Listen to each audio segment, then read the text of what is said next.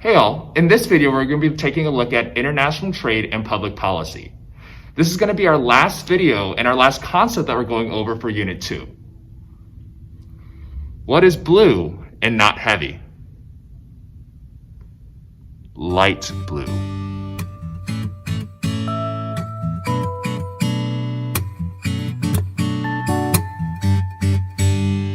Alright, so the last video for Unit 2 is going to be on international trade and public policy.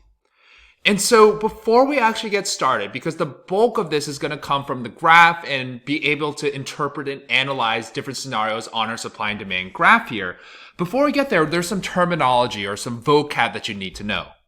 The first being world price. So on any single supply and demand graph that we've been talking about so far, right? Supply and demand, price and equilibrium, or price and quantity, sorry.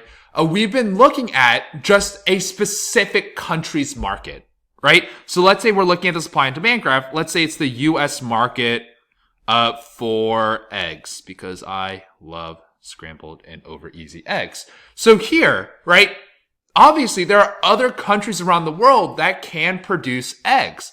And so oftentimes, right, we're through international trade and public policy, we're taking into account the world price here. And oftentimes it's going to be cheaper than the United States, or cheaper than the country that we're looking at's price point.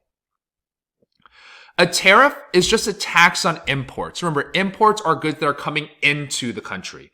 And so tariff is just a tax on those goods. And a quota is just a limit on the number of imports. Okay. In other words, there is this arbitrary number set, right, that says you cannot import more than X number of goods into this country. And so the purpose of both tariffs and quotas is to protect the domestic producers from a cheaper world price. Because if you think about it, right, if the domestic producer's price, that equilibrium price is higher than the world price, in other words, if the world price is cheaper than the equilibrium price here, then no rational consumer is going to buy from the domestic producers. They're going to go towards the cheaper world price there. And so to prevent these producers from losing out and possibly shutting down and closing their doors, the government is going to step in and make the world price more expensive. Right? They're going to cause these cheaper items that are sold around the world to become more expensive so domestic producers can compete with these other sort of nations here. And so if domestic producers are protected, that is going to prevent domestic unemployment. Because if every single consumer, let's say in the United States, went and bought goods from China, Brazil, or from whatever country in the world, right, then these domestic producers have no incentive to stay open because they're going to shut down, because they're going to gain no profit because people are buying from these foreign companies. And so if these foreign companies, through tariffs and quotas, if their goods become more expensive, domestic producers are now selling more goods, they're making more profit, which lets these domestic producers keep on hiring more domestic workers.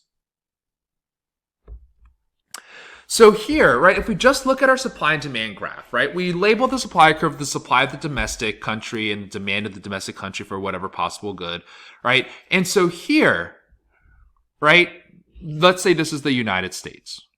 So we're looking at the domestic supply of the United States and also the domestic demand of the United States. And if you notice, right, we are maximizing surplus. We're being efficient.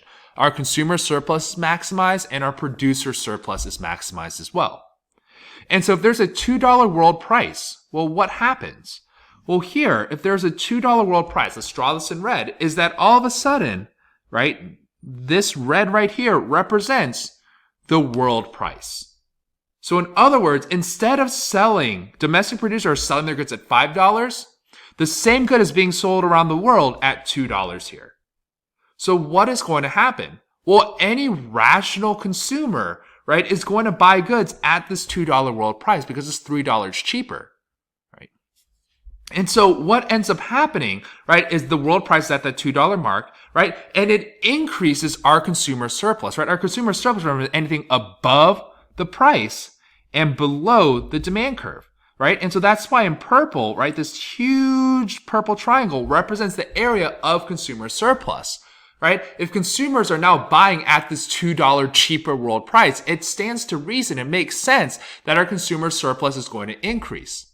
It also makes sense that our producer surplus drastically decreases here because there's not that many factories in the United States that can compete at this $2 world price. Are there some companies? Yes, there are some companies that can compete. That's why there's still this small area in yellow of producer surplus here.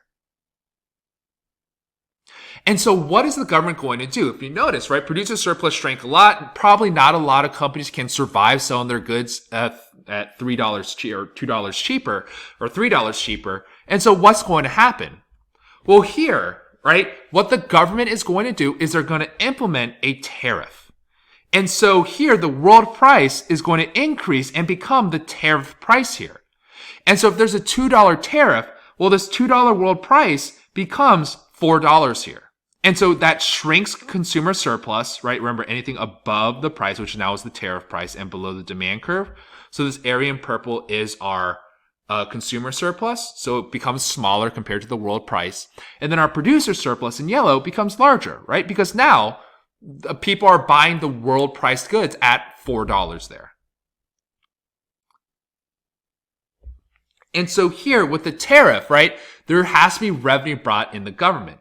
So here at this quantity supplied and this quantity demanded, right, the area in between the tariff and the world price in in gray, right, which we just outlined in red, is going to be the tariff revenue, or the revenue, or the money that goes to the government through the implementation of this tariff here. All right, so let's do a little bit more practice here. All right, so here, just take a look at this. The questions are on the right-hand side, as you guys can see. Pause the video and try to do this by yourself. All right, so let's go over this. So question number 1, what is the consumer surplus with no trade?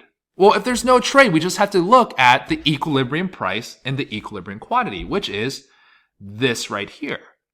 And so if our consumer surplus is anything above the price and below the demand curve, well, it's just this area right here, which is just H. And then here, if we're looking at producer surplus, well, yet again, we're looking at the same equilibrium point. Anything below the price and above the supply curve represents producer surplus. So it's T, L, and I.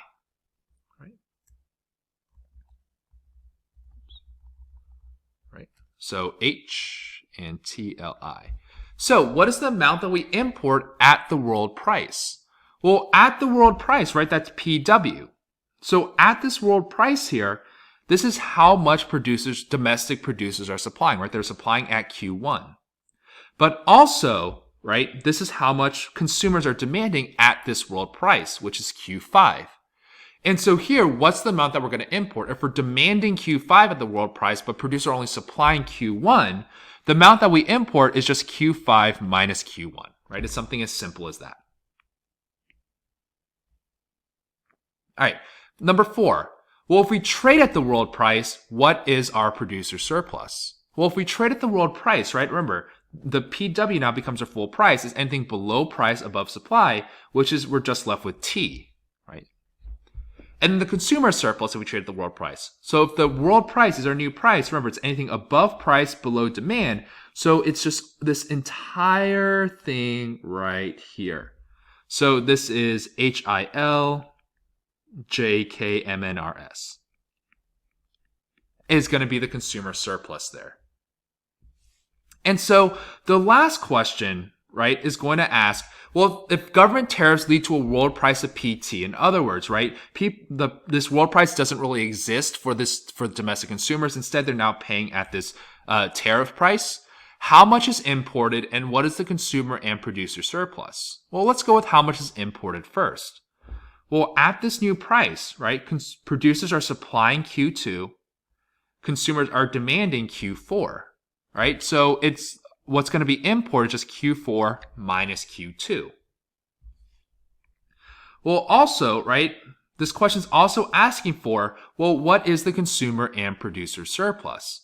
Well, if this is PT, right, if this represents the new price, in red, let's highlight our consumer surplus. It's anything above the price and below our demand curve.